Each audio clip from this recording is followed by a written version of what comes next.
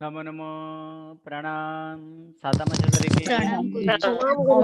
નામ સર ગુરુ પસાય આપ સાતામાં देव गुरु प्रसाद प्रणाम गुरुजी साताम रहो प्रणाम नमो अरिहंतानम नमो सिद्धानम नमो आयर्यानम नमो वज्रायानम नमो लोये सब्बसाहूनम येसो पंचनमुक्कारो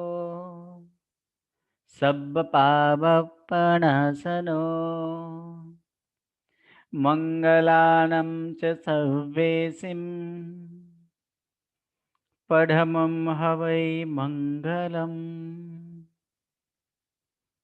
परम पूज्य देवेंद्र सुरेश्वर जी महाराजा द्वारा विरचित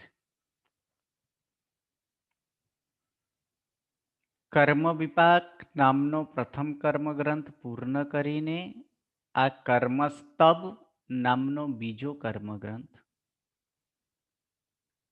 दरेक ग्रंथकार ग्रंथने प्रारंभમાં જ મંગલાચરણ વિષય સંબંધ અને પ્રયોજન આ ચારે ચારનો અવશ્યમેવ આપે જ છે અથવા કરે જ છે।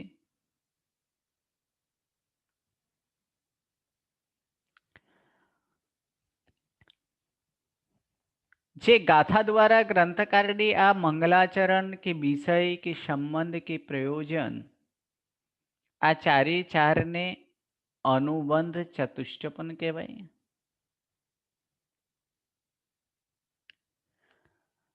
अर्थात आ चार होय छे कारण के मंगलाचरण आदि चार वस्तु ए शिष्ट पुरुषोना आचरण स्वरूपे छे। शिष्ट पुरुष तेज प्रमाणे वर्तता होय छे। मंगलाचरण द्वारा विघ्नों नाश थाय छे अर्थात विघ्न नाशक छे। निर्विघ्ने ग्रंथनी परिसमाप्ति थाय माटे पण मंगलाचरण आदि कराय। कोई पण रीते विघ्न न आवे एने शांतिपूर्वक ए ग्रंथनी परिसमाप्ति थाय माटे मंगलाचरण करवुं जोईए। आ ग्रंथकार ने मंगलाचरण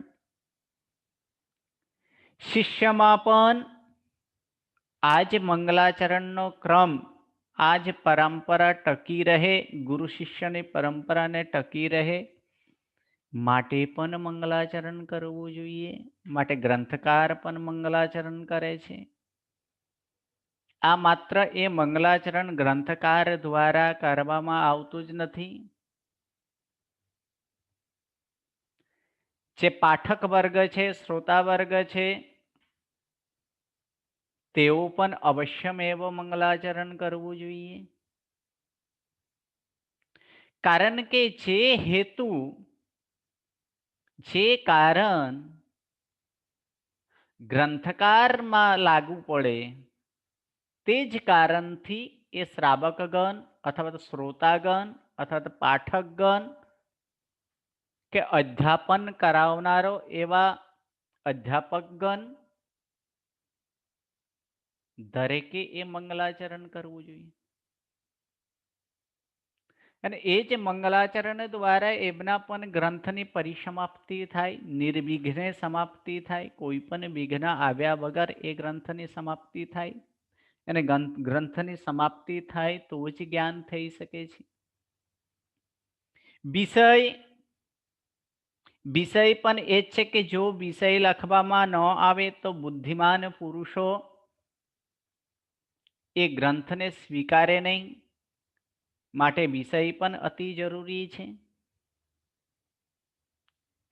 संबंध पण प्राज्ञ पुरुषो ए संबंध ने पण जुए छे के आ ग्रंथनो संबंध कोने साथे छे। શું આ પોતાના મતિ કલ્પનાથી લખેલો છે પોતાના કલ્પિત છે કે કોઈકના આધાર લઈને રખે છે, તો એ આધાર પણ અતિ જરૂરી છે, માટે સંબંધ પણ જણાવે છે. એને પ્રયોજન શા માટે રચવાનું કારણ અથવા રચવું શા માટે, એ રચના શા માટે કરી એના કારણ પણ જણાવે, તે પ્રયોજન છે. પ્રયોજન બે પ્રકારે થાય, એક નજીકનો પ્રયોજન, એક દૂરનો પ્રયોજન. નજીકનો પ્રયોજન અને દૂરનો પ્રયોજન જે છે એ બંને પ્રકારના પ્રયોજનમાં નજીકમાં એ જ પ્રયોજન છે જે આ ગ્રંથની અંદર આ વિષયથી જે અજાન છે તેઓના જ્ઞાન માટે, અને પરંપરાએ દૂરનો પ્રયોજન પરંપરાએ બંનેનો એક જ હેતુ છે કે આ તત્વ આદિને જ્ઞાન કરીને આ વિષયોનો જ્ઞાન દ્વારા મોક્ષરૂપી સ્થાનમાં જીવ પહોંચે, માટે એ ગ્રંથની રચના થઈ છે. તો એ જ વાતને જણાવતા ગ્રંથકાર અહીં પણ એ મંગલાચરણ સ્વરૂપે પ્રથમ ગાથામાં આપે છે. તહથુનિમો વીરજીનમ જહ ગુણ ઠાને સુશયલ કમ્માઈમ બંધુ દોદીરણયા સત્તા પત્તાની ખબિયાની. તહ થુનિમો વીરજીનમ.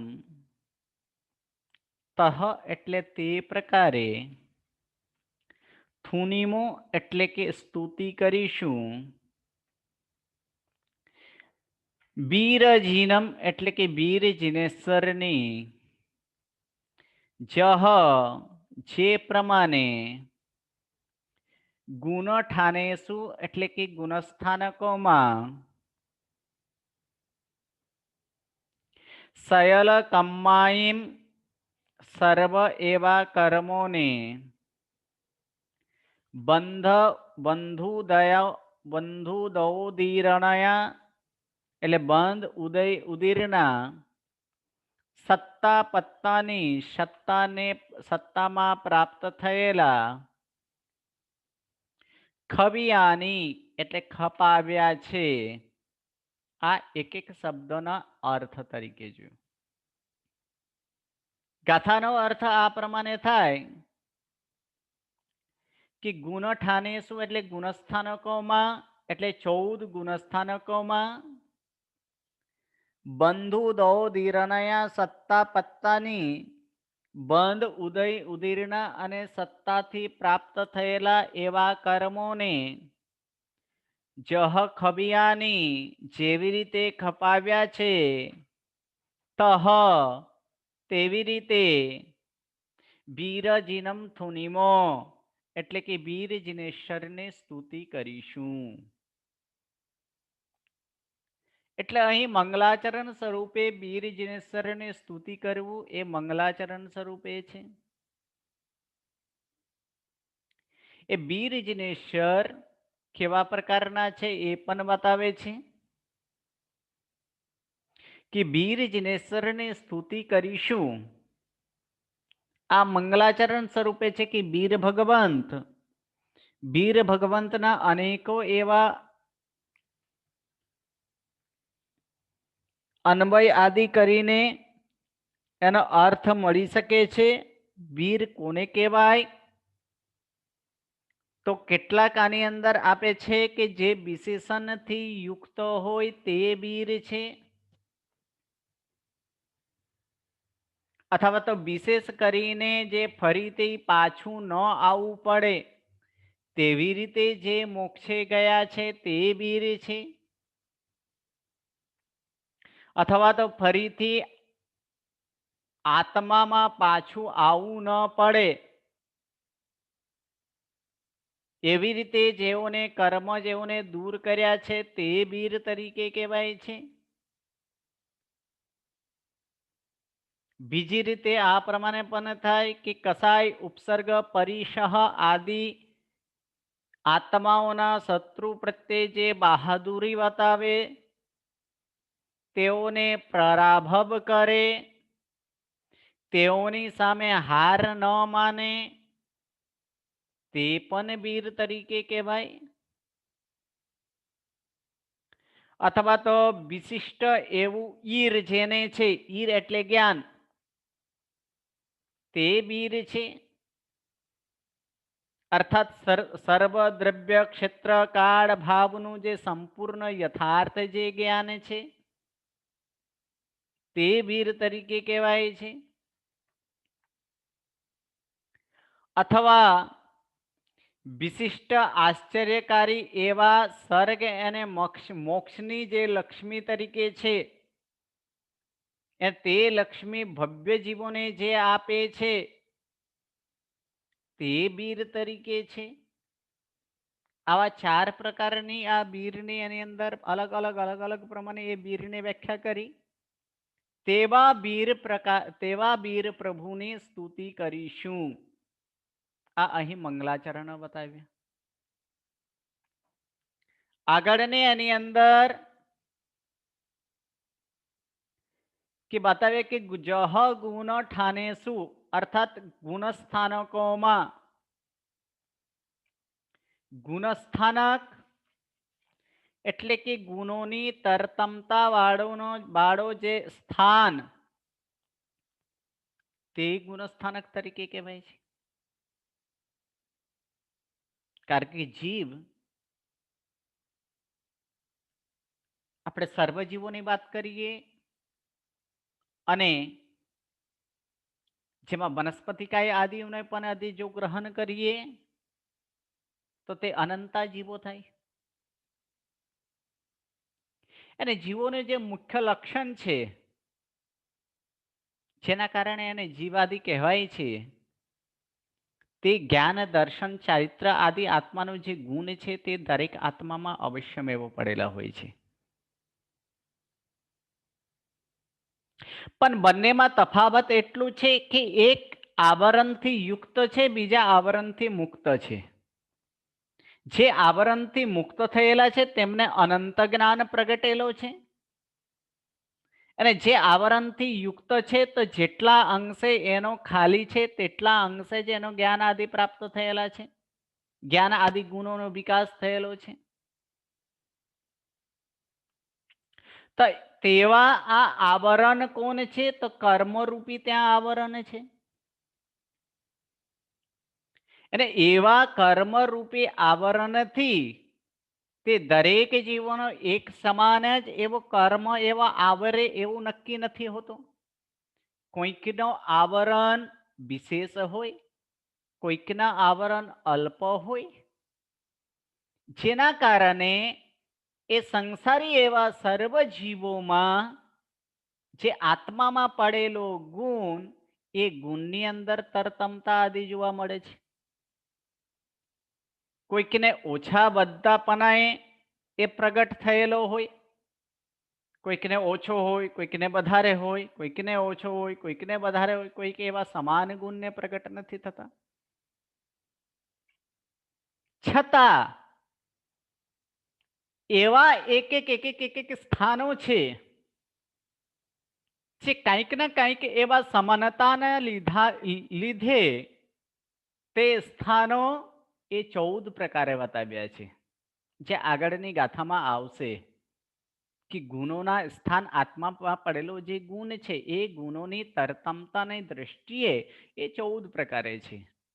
જેવી રીતે માની લો કે કોઈ પણ પરીક્ષામાં, બોર્ડ પરીક્ષાની અંદર લાખો વિદ્યાર્થીઓ એ પરીક્ષા આપવા માટે બેસે, પરંતુ એના ગુણાંક આદિના કારણે, કોઈક એવા સમાનતાના કારણે તે 5 ગ્રેડની અંદર જ બધા જ સમાવેશ થઈ જાય.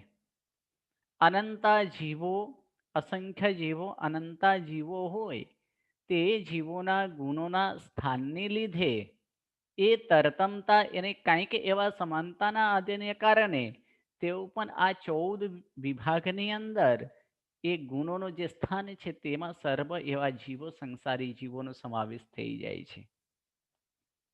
માટે એ ગુણસ્થાનક એટલે કે પ્રગટ થયેલા તે ગુણોના તરતમતાના લીધે જીવોમાં પણ જે ભેદ પડે છે અને તે જ ભેદને ગુણસ્થાનક તરીકે કહેવાય છે. આમ સામાન્યથી વ્યાખ્યા કરીએ તો ગુણોનું સ્થાન, ગુણોનું વર્તવવું, ગુણોનું તરતમતા, ગુણોના ઓછા બધતાપણું કે ગુણો આદિનો હીન અધિકપણે ગુણોનો હોવું અને તે જે સ્થાનને ગુણસ્થાનક તરીકે કહેવાય છે. એટલે એ ગુણસ્થાનક એ સર્વ એવા જીવોને એ ગુણસ્થાનક એ 14 ગુણસ્થાનકની અંદર સમાવેશ થઈ જાય. અને એ 14 ગુણસ્થાનક કયા કયા છે તે આગળની ગાથામાં જ ગ્રંથકાર પોતે જ ગાથા સ્વરૂપે જણાવશે. તો અહીં ગ્રંથકારે કહે છે કે 14 ગુણસ્થાનકમાં બંધ, ઉદય, ઉદીરના અને સત્તા દ્વારા પ્રાપ્ત થયેલા કર્મોને, સર્વ એવા કર્મોને જેવી રીતે ખપાવ્યા છે તેવી રીતે સ્તુતિ કરીશું.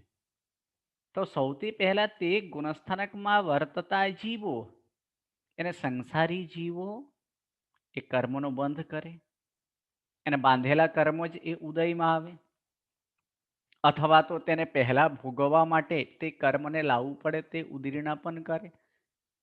અને આત્મામાં પડેલા જે કર્મો છે તે સત્તા સ્વરૂપે છે.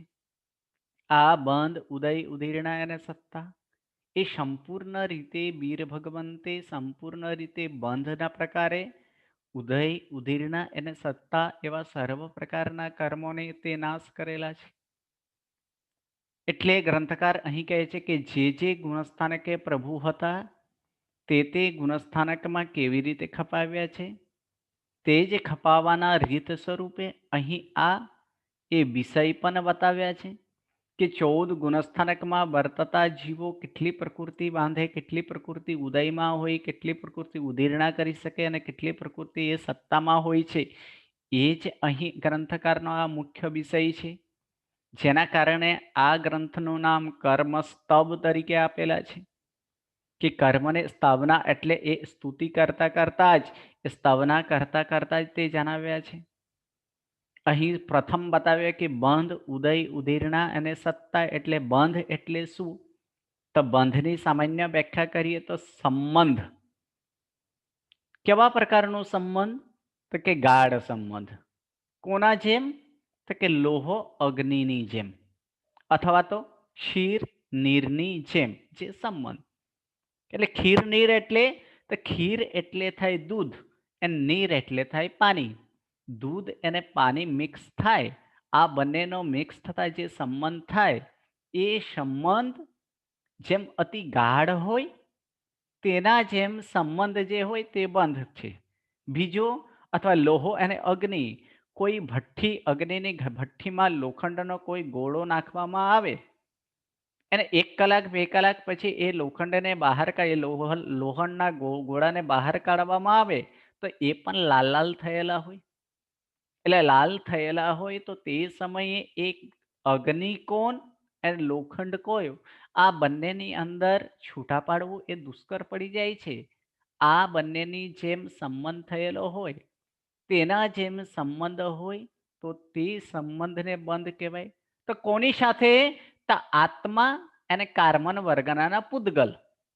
એટલે કે આત્મા અને કાર્મન વર્ગના પૂદગલ આવા પ્રકાર ક્ષીરનીરની જેમ અથવા લોહો અગ્નિની જેમ સંબંધ વાળો જે હોય અને તે જ સંબંધને બંધ તરીકે કહેવાય. હવે એ આત્મા એ કાર્મન વર્ગના પૂદગલને શા માટે બાંધે અથવા એનો બંનેનો સંબંધ શા માટે થાય તે આપણે કર્મ વિપાક પ્રથમ કર્મકાંડમાં જોઈ ગયા છે કે આત્મા એવા 4 કારણોથી તે કર્મને ખેંચીને પોતાના આત્માની સાથે તે ચોંટાડે છે, તે સંબંધ ધરાવે છે. તો એ જ છે કે મિથ્યાત્વ, અવૃત્તિ, કસાય અને યોગ દ્વારા કાર્મન વર્ગના જે છે એ કાર્મન વર્ગના પૂદગલોનો આત્માની સાથે જે જોડાણ, એ આત્મા સાથેનો જે જોડાણ છે એ જ પરિણામ, એ જ પરમાણુઓ તે જ્ઞાનાવર્ણ્ય આદિ રૂપે પરિણામ પામીને દૂધ એને પાણીની જેમ અથવા લોહન એને અગ્નિની જેમ જે એકમેક થવું, એકમેક સંબંધ વાળું થવું, તે બંધ તરીકે કહેવાય છે. સેકન્ડ નંબર છે ઉદય, અર્થાત જે ફળ આપે તે ઉદય છે. એટલે બાંધેલા કર્મ જે ઉદયમાં ફળ આપવાનો જે સમય હોય, એ ફળ આપવાનો સમય પાકે ત્યારે અથવા તો એને પહેલા પાકાવે કે ઘાસ આદિના ગરમીથી કેરી જેમ વહેલી પાકવાય તેવા પ્રકારે કરણ આદિ અપવર્તન આદિ કરણ વડે વહેલા કર્મમાં ઉદયમાં લાવીને જે ફળ અપાવે એટલે ફળ સ્વરૂપે જે હોય તે ઉદય તરીકે છે.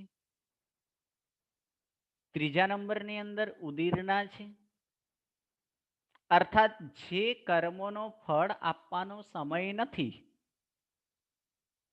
એનો સમય પછી હોય. જે કર્મ હાલ ઉદયમાં ચાલે છે તે જ કર્મ ભાવિમાં ઉદયમાં આવનારા કર્મ પરમાણુએ ત્યાંથી ખસેડીને પહેલા ઉદયમાં લાવવું, તે ઉદીર્ણા તરીકે છે. ને ચોથા નંબરની છે સત્તા, અર્થાત કે બંધ આદિથી પ્રાપ્ત થયેલ કર્મનું જે રૂપે આત્મા સાથે હોવું, તે સત્તા તરીકે છે. આમ આ ચારે ચારને બંધ, ઉદય, ઉદીર્ણા અને સત્તા તે આપણે એક સામાન્ય એક દ્રષ્ટાંતથી સમજીએ. બેંકમાં કોઈ પણ આપણે ડિપોઝિટ કરાવીએ તો જે સમય ડિપોઝિટ આદિ કરાવીએ તો એ ડિપોઝિટ સ્વરૂપે જે હોય તો તે સમય બેંક અને ગ્રાહક વચ્ચે સંબંધ ધરાવે. તો એ રૂપિયા આપો બેંકને એટલે તે સંબંધ થયો, એટલે તે બંધ થયો. અને એ ડિપોઝિટ જે તમારે કરાવે, માની લો 1 વર્ષનો ડિપોઝિટ છે, 5/12/2020 ના રોજ તમે ડિપોઝિટ કરાવ્યા, એ 5/12/2021 ના એનો મેચ્યુરિટી ડેટ છે, એટલે પાકતી મુદત છે. એટલે તે સમયે એ નક્કી થઈ જાય કે આ 1 વર્ષનો ડિપોઝિટ કરાયા છે એટલે કે એનો આપણે રૂપિયા પરત 1 વર્ષ પછી મળશે. એટલે 1 વર્ષનો જે સમય છે એ 1 વર્ષ સમય પછી આવશે, એટલે સમય પછી આપણને મળશે. તો આ જે છે તો તે એ ઉદય તરીકે છે. એનો ફળ આપે, અર્થાત એનો પાછો રિટર્ન આપે. એ કર્મનો ફળ, બાંધેલા કર્મો એટલે કર્મોનો જે ફળ થાય તો એ ફળ તે જ ઉદય તરીકે કહેવાય. મને રૂપિયા આના પછી 1 વર્ષ પછી મળશે, એટલે મેચ્યુરિટી ડેટ જે છે તે ઉદય તરીકે છે. હવે કોઈક કારણસર કોઈક એવા પ્રસંગ આવે જે પ્રસંગના કારણે રૂપિયાની અતિ જરૂરિયાત હોવાથી તે આપણે ફિક્સ ડિપોઝિટ એફડી જે છે તે તોડાવી પણ પડે. જે સમય આપણે 5/12/2021 હતો તે 6 મહિના પહેલા જ આપણે તોડાવી દઈએ, કોઈક કારણસર જરૂર પડે તો આપણે તોડાવી પણ પડે. તો તે સમયે એ 5/12/2021 ની જગ્યાએ 5/6/2021 ના રોજ તેને તોડાવે, એટલે તોડાવવા માટે એપ્લાય કરે અને બેંક ત્યાંથી તે તમને રૂપિયા 5/6/2021 ના આપી દે. તો અહીં તે 5/6 એ બેંકનો જે પ્રોસેસ કે પહેલા 5/12/2021 થી ખેંચીને લાવીને 5/6/2021 સુધી લાવી આપવું, તે ઉદીર્ણા છે. એટલે ત્યાંથી પછી આપનારું જે ફળ તે ફળને વહેલા ભોગાવવા માટે લાવવું, ફળ આપવા માટે લાવવું તે ઉદીરણા છે. અને તમને રૂપિયા મળશે, ફળ સ્વરૂપે મળશે તે તો ઉદય છે. પણ આ લાવવા માટેનો જે પ્રોસેસ અથવા તો જે લાવી આપે તે જ ઉદીરના તરીકે છે. અને સત્તા જે દિવસથી 5/12/2020 થી તમે જે રૂપિયા એમાં બેંકમાં જમા કરેલા છો ડિપોઝિટ તરીકે છે એ ક્યાં સુધી રહેશે? તો 5/12/2021 અથવા તો જ્યાં સુધી તે આત્માની સાથે રહે. કોઈક વહેલા તોડાવવું હોય તો 5/6/2021 આ સમય સુધી આત્માની સાથે જે પડેલો હોય, બેંકની પાસે જે રકમ પડેલો હોય, એટલે કે અંદર જે સ્ટોરેજ અથવા તો એમની પાસે રહેલા રૂપિયા કર્મોનો આત્માની સાથે હોવું તે સત્તા તરીકે કહેવાય. આમ બંધ, ઉદય, ઉદીર્ણા અને સત્તા આ ચારેમાં કર્મો તો છે જ.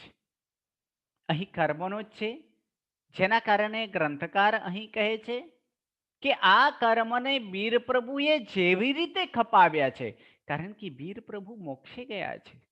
એને મોક્ષે જવા માટે આવા એક ગુણસ્થાનક ઉપરથી ચડીને જ આગળ ગયા છે. તો તે ગુણસ્થાનકમાં વર્તતા જીવો જેમ એ સર્વ કર્મને નાશ કરીને ગયા છે, તો સર્વ કર્મનો નાશ ક્યાં થાય છે? જ્યાં બાંધે પણ નહીં, ઉદયમાં ન હોય, ઉદીર્ણા ન હોય, સત્તા ન હોય, તે જેવી રીતે ગુણસ્થાનકમાં વર્તતા વીર પ્રભુ ગયા છે તે જ પ્રમાણે અહીં પણ અમે પણ એ સ્તુતિ કરીશું, અર્થાત ગ્રંથકાર કહે છે તે જ પ્રમાણે અહીં જણાવશું. એટલે બંધ, ઉદય, ઉદીર્ણા અને સત્તામાં એક પણ કર્મ પ્રકૃતિઓ ન હોય તેવી રીતે જણાવશું. એ જ આ ગ્રંથનો વિષય છે કે 14 ગુણસ્થાનકમાં 14 ગુણસ્થાનક ઉપર કર્મવાર સમજાવવાનું છે. હવે એ ગુણસ્થાનક કયા છે તે આગળ કહેવાશે, આગળની ગાથામાં કહેશે. હા બોલો પ્રેરણાબેન, શું પ્રશ્ન છે? અપવર્તનાદિ એટલે એક કારણ છે જે કારણ દ્વારા એને અપવર્તના આદિ કારણથી ઉદ્વર્તના, અપવર્તના એવા કારણો છે જે કારણને એટલે અપવર્તના આદિ જે કારણ જે લખેલા છે એ કર્મને ખેંચીને બહેલા લાવે, એને ફેરફાર કરવું તેનું નામ કારણ છે. એ ફેરફાર કરવાની જે સ્થિતિ હોય, કર્મની જે સ્થિતિ હોય એ કર્મની સ્થિતિને બે રીતે થાય. કર્મની સ્થિતિ જો વધે તો તે ઉદ્વર્તના કહેવાય. કર્મની સ્થિતિને ઘટાડે તો તે અપવર્તના અધિકરણ કહેવાય. સામાન્યથી આ વ્યાખ્યા. ઓકે, પ્રણામ સર. પ્રણામ. એટલે કે આપણે જે કીધું એટલે જે બંધમાં હોય એ જ સત્તામાં એટલું જ હોય ને, જે બંધ વખતે થયું હોય એટલું જ સત્તામાં કહેવાય ને? હા, એટલે બંધ વખતે થયેલા, કારણ કે કર્મનો બંધ તો જીવ તો હંમેશા કરતા જ હોય છે, એટલે સત્તામાં સ્ટોરેજ થતા જ હોય. હા હા હા. પ્રણામ. ઓકે, હાજી. ઈલાબેન. પ્રણામ ગુરુજી. પ્રણામ. આપે એફડી સ્વરૂપે જે સમજાવ્યું, 5 એફડી હોય તો મને એક તોડવી છે તે મને ખબર પડે છે, પણ ઉદીર્ણામાં જે કર્મ બાંધ્યા હોય કઈ રીતે કયા ખપે છે, કઈ ઉદીર્ણા કેમ ખબર પડે?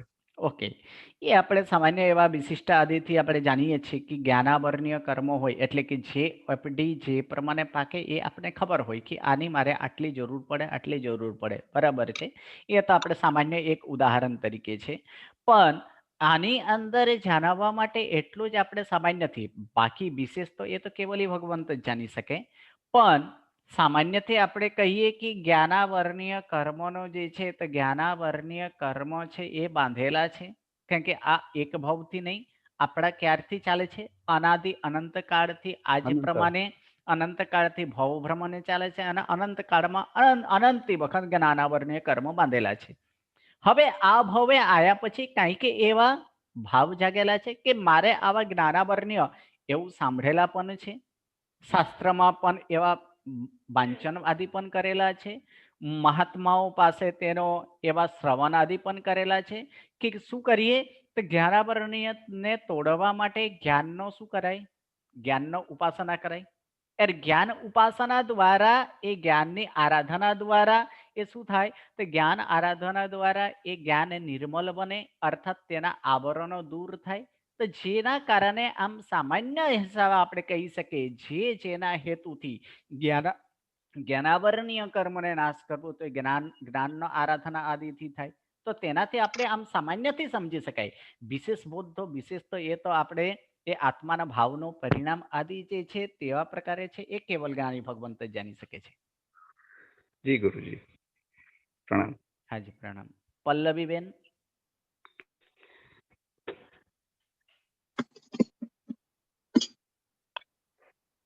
નથી કર્યો.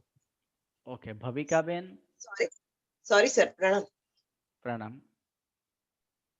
પ્રણામ સર. પલ્લવી બોલું છું. હા બોલો. તમે જે એક્ઝામ્પલ આપ્યું કે બેંકમાં ડિપોઝિટ કરેલા પૈસા એ બંધ અને તમને ફળ સ્વરૂપે મળશે એ ઉદય અને તમને જરૂરિયાત હોય અને તમે વેલા એફડી તોડાવો તે ઉદીર્ણા. બરાબર. અને તમને તમારી જે મુદત તમે રાખી છે ત્યાં સુધી એ પૈસા રહે તેને સત્તા ને તે સત્તા. બરાબર. હા બરાબર. ઓકે. ભવિકા બેન. પ્રણામ સાહેબ. પ્રણામ. આ ઉદયની અંદર તમે જે ફળની વાત કરી તે તો શુભ અને અશુભ બંને પ્રકારના ફળ મળવાના. બંને હોઈ શકે કારણ કે કર્મ બંને રીતે છે એટલે બંને રીતે ફળ હોઈ શકે છે. બંને રીતનું ફળ હોઈ શકે. અને ઉદીરણાની અંદર આત્મા જ આ બધી ઉદીરણા તો કરી શકે ને, આપણે પોતે ખુદ કેવી રીતે કરી શકીએ અત્યારે ઇન્સાન થઈને? ઓકે. આત્મા એટલે શું અને ખુદ એટલે શું? આ બંને ડિફરન્સ સમજાવું છું. અત્યારે મારે કોઈ કર્મ તોડવું છે પણ મને જ્ઞાનાવરણી કરવાની ખબર પડે છે કે ભાઈ મને જ્ઞાન નથી ચડતું, યાદ નથી રહેતું, તો હું જ્ઞાનની આરાધના કરું, જ્ઞાનાવરણીય કર્મ કપાવી શકું એના દ્વારા. પણ મારું અંતરાય કર્મ છે કે મારું નામ ગોત્ર કર્મ મારું બંધાયેલું છે કે ગોત્ર કર્મ એ કર્મને તોડવું હોય તો એને તોડવાની શું પ્રવૃત્તિ? એનો જેમ તમે આની અંદર જ્ઞાનાવરણીયનો તમને જ્ઞાન ક્યાંથી મળ્યા? એમાં ખબર પડે છે. હા એમાં પડે છે ખબર એને જ્ઞાન આદિ ઉપાસના છે કે જ્ઞાન નથી ચડતું તો આરાધના કરીએ એમ. ઓકે. પહેલા કર્મ ગ્રંથની અંદર પણ જ્યારે છેલ્લે આપણે વાત કરી હતી કે વિશેષ બંધ હેતુ, એ વિશેષ બંધ હેતુમાં પણ જણાવ્યા છે કે આટલા આટલા કરવાથી તેવા પ્રકારના તે શું થાય છે તે અંતરાય કર્મ બાંધે છે. એટલે તે કાર્ય આપણે ન કરીએ તો આપણે અંતરાય કર્મથી આપણે મુક્ત થઈ શકીએ છીએ. Okay okay okay. આજ પ્રમાણે દરેક કર્મમાં આપણે કરી શકીએ એવી રીતના ઉદીરણા. હા એટલે આવા પ્રકારે એવા ભાવ લાવવાથી તેવો પ્રકારે એ થઈ શકે છે. ઓકે. ભાવ લાવવાથી ઉદીરણા થઈ શકે. એટલે જે કાર્ય આદિ કરવાનું કીધું છે અને તે કાર્યની અંદર જો એ પ્રમાણે કરીએ તો તે થઈ શકે. હા તે થઈ શકે. ઓકે. હવે સમજાયું. ઓકે. હાજી લલિતભાઈ. હાજી. ये उद्वर्तना और अपवर्तना ये वापस समझाएंगे आप? जरा मुझे समझ में नहीं आया. ओके. उद्वर्तना और अपवर्तना की आत्मा जब भी कर्म की बंद करते हैं ना, कर्म के जब भी बंद होता है तो बंद होने के बाद ही क्या होता है कि एकदम फास्ट ऐसे क्रिया होती है जो 4 क्रिया जो पहले ही ये पहला कर्म में बताया गया है कि कर्म के बंद के साथ ही वहां पे 4 कार्य होता है. प्रथम नंबर कार्य कि ये कर्म कौन सा टाइप के हैं, मतलब उनका स्वभाव क्या है, ये निश्चित हो जाता है. दूसरा नंबर में उसका स्थिति यानी कालमान निश्चित हो जाता है कि ये कितना समय तक रहेंगे. ठीक. और उसी कालमान समय के समय ही कि मान लीजिए ये 5 वर्ष तक रहने वाले हैं तो 5 वर्ष की वो स्थिति जो है ना, इस प्रकार से एक एक लाइन ये जो कर्मदलिक की ऐसे रचना करते रहेंगे. ये कर्मदलिक की ये रचना इस प्रकार से उनका चालू ही रहेगा. और यही कर्मदलिक की रचना जो है, अब इसमें क्या है, कर्मदलिक की रचना किया गया है तो ये कर्मदलिक की रचना मान लीजिए ये जो है ये वाला अब कब उसका टाइम आएगा 1 2 3 4 5 6 7 8 9वां नंबर में है, 9वां नंबर में है.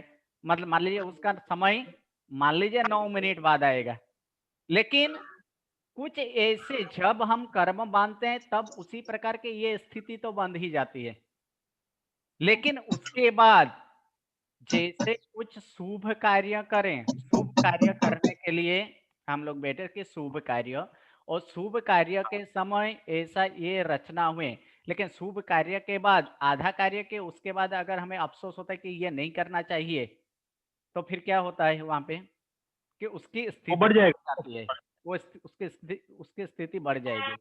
लेकिन कुछ ऐसे खराब कार्य किए उसके बाद अगर पश्चाताप किए तो उस समय क्या होता है, घट जाएगा। घट जाएगा ना। तो वही जो घटना है, तो घटना मतलब होता है अपवर्तना, और घटना जो हाँ घटना मतलब वो अपवर्तना, और जो और ये जो बढ़ना। बढ़ जाता है वो होता है उद्वर्तना। ठीक। हाँ जी, ટૂંકમાં શું કહો છો? હા સર બોલો। જીવ વિચાર છે કે નવ તત્વ છે અત્યારે? નવ તત્વ। અચ્છા, તો જીવ વિચાર ક્યારે આવે છે? જીવ વિચાર માત્ર જીવ વિચાર પૂરું થઈ ગયા છે, માત્ર 2 જ ગાથા જે છે એ બાકી છે, એ રવિવારે આપણે લેવાના છે।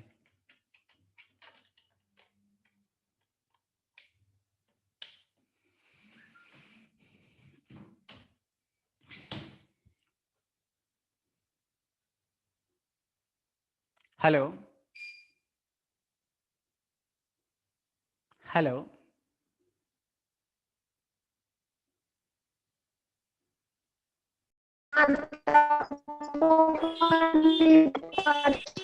સર આવી ગયા। स्टेटस में पूरी क्लासेस પ્રણામ। प्रणाम। હા હા પ્રણામ સાહેબ। પ્રણામ સાહેબ। हाँ जी बोलो। हाँ जी પ્રણામ। बोलो। ગુરુજી પ્રણામ। અપવર્તા એટલે અપવર્તના એટલે ઘટવું કયું અને ઉપવર્તના એટલે વધુ ઉદ્વર્તના કર્મનું? એટલે બધવું। હા, કર્મની સ્થિતિને હા, બધવું તે ઉદ્વર્તના, અને ઘટવું જે છે તે અપવર્તના છે। ઓકે હા ઓકે। પણ એ એટલે કર્મની સર કઈ સારા વિચાર કરીએ તો શું થાય? સારા વિચાર કરીએ એટલે શુભ કર્મનો બંધ થાય। એટલે એમને એટલે ઘટે ને આપણા જે કર્મ હોય। ના, એની અંદર ઘટે એટલે કે કેવી રીતે